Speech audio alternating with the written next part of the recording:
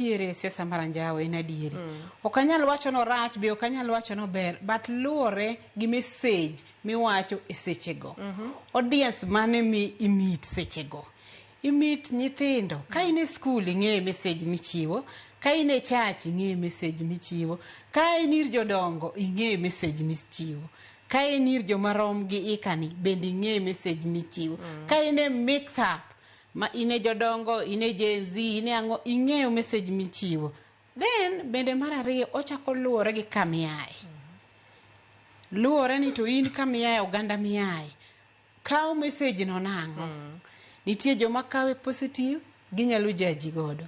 To nitie be joma kawe negative. Kaka gweng' maae, kit siasa magoyo oken maranjao. Nikech ang'eyo ni en kumokenda, an gi kwerena, an gi dena, jok mamiyo luor. Nyithinda bende nitiere, yawuota bende nitiere.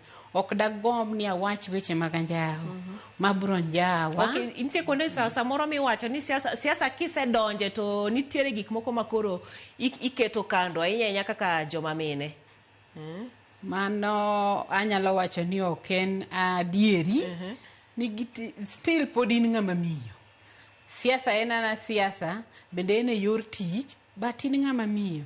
By the end of the day, adok dala, siasa wegi e gate. Ka gike e yoda an dhako. Idogi bedo dhako, bedo ng'ama miyo. Abedo ng'ama miyo. Kamano. Kanyo bi wacho makare, nikech samoro nitiere jomoko ma bendo luor ni okodo ni mondo wayier miyo ni, obo bet kumwa nyaka e ot. Wiye koro bo bedo maduong', ok obi miyo joma chuo luor, kata ok obi miyo chuore luor, kata koro odhiwe kata dak mare.